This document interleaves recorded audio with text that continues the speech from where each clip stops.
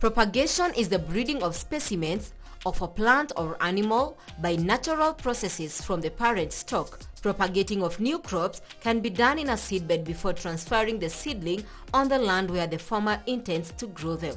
Christine explains how this should be carried out. When farmers have identified the right variety, they need now to go step by step on how to do the farming.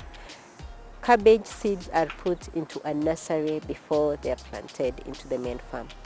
They will stay in the nursery for 3 to 4 weeks, depending on the area. In the warmer areas, it is a shorter period. In the cooler areas, it takes a longer period.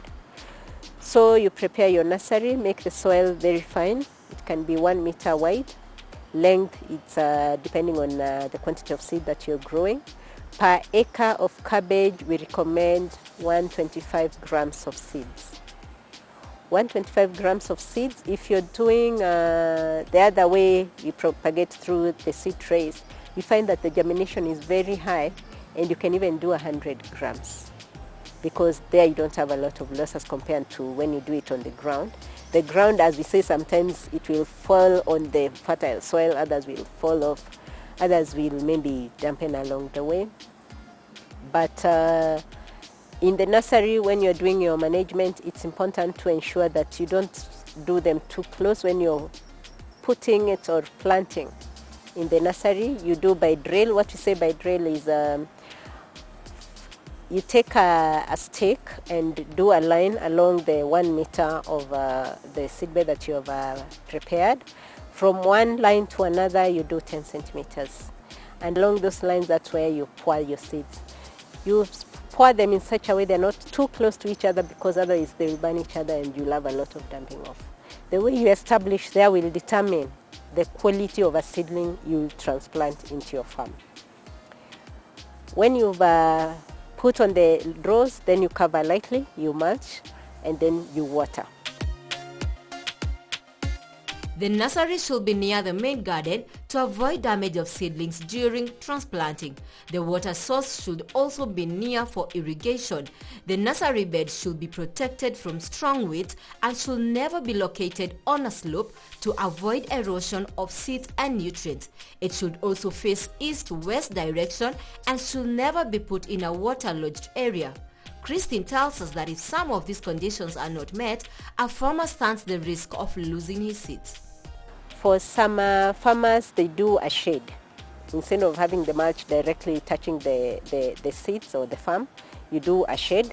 That's where you shade it and then you cover, so that now that protects your seedlings from the heat. And as the seedlings now are coming up and you're taking care of them, you need to watch out for any pests, any diseases, and you arrest them early enough. Otherwise, you'll find that you're transplanting the same with the diseased crops to your field. Watch out for that.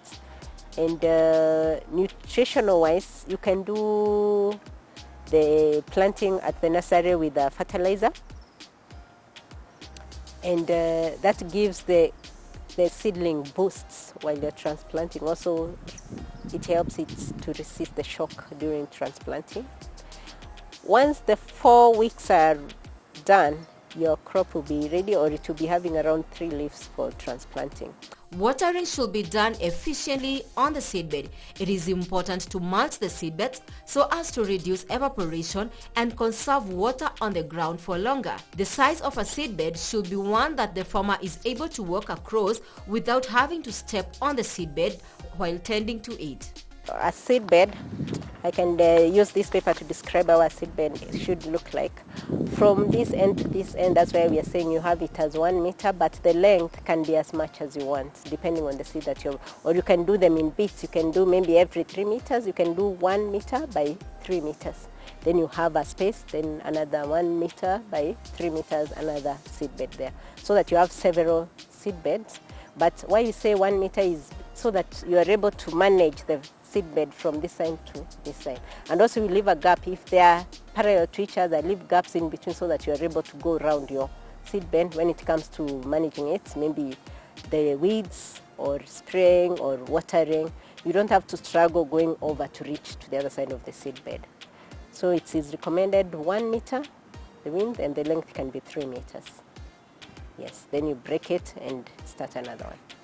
As agriculture continues to evolve, technology has shaped easy seed propagation, lifting the burden from the farmers through professional seed producers. Christine assures that the credited seed raisers guarantees farmers of almost 100% seedling survival after transplanting. Some of our customers that buy from us for their farmers. So they'll come, they'll tell us we need this quantity. In fact, the seed raisers or the propagators, as you call them, they want in bigger quantities because for them they're doing en masse. They're doing for many farmers. The farmers go there, place their orders. And also farmers have realized that the cost of raising seedlings and the time you waste there, you can recover it by giving someone the seedlings to grow them for you, to propagate them for you, and you just go pick and take them direct to the farm.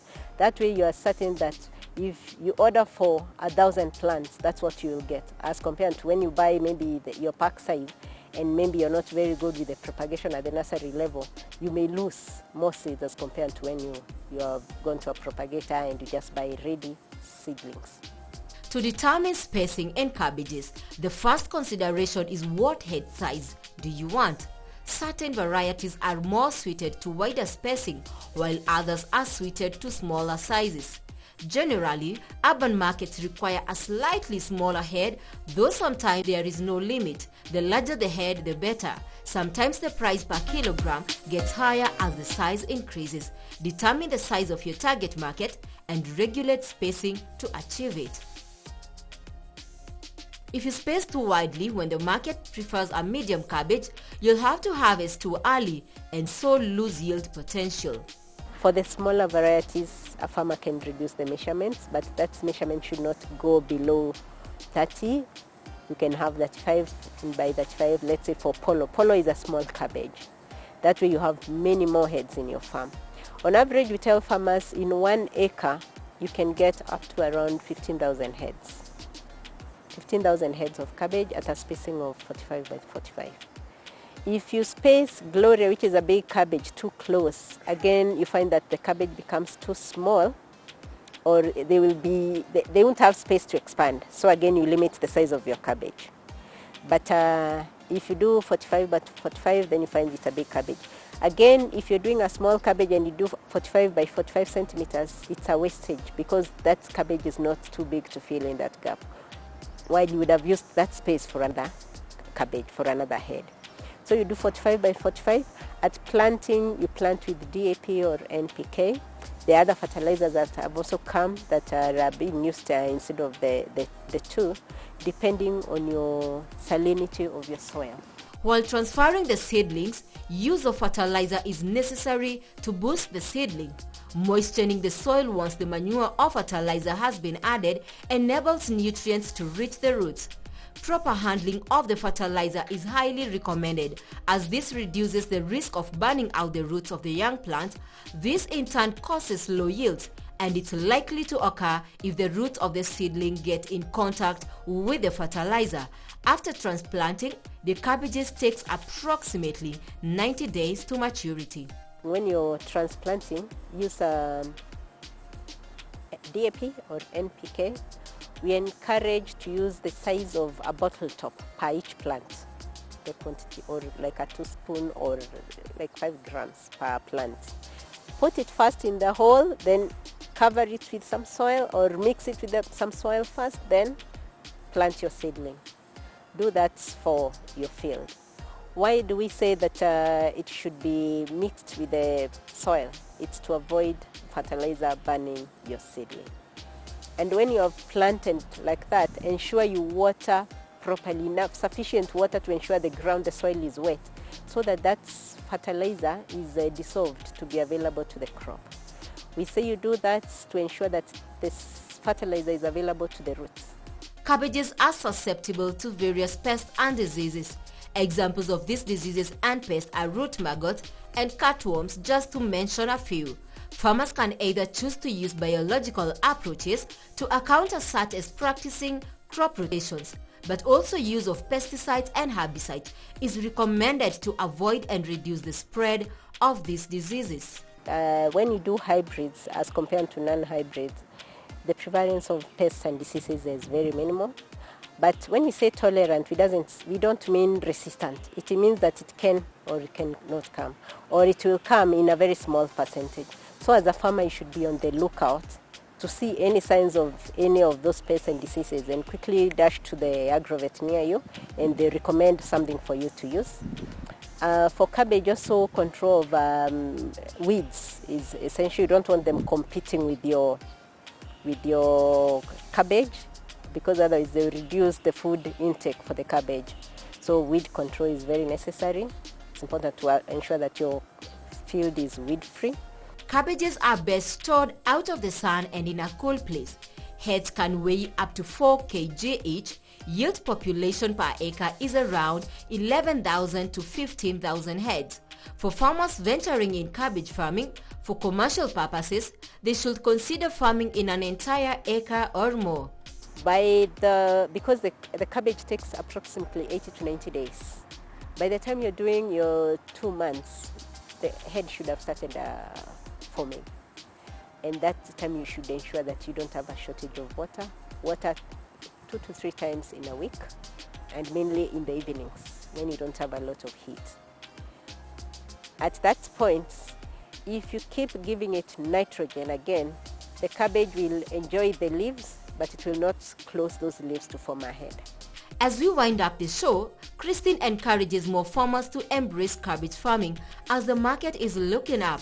I would encourage farmers to embrace hybrid cabbages the way they've been doing it, and to be more commercial oriented. You've said at least an acre in terms of the commercial farmers. If you are in an area where you want to do cabbage and you don't have a big enough space, maybe you can think of leasing some land to do so that you're more productive and competitive when it comes to marketing. Join us next week for another informative episode of Get It Right.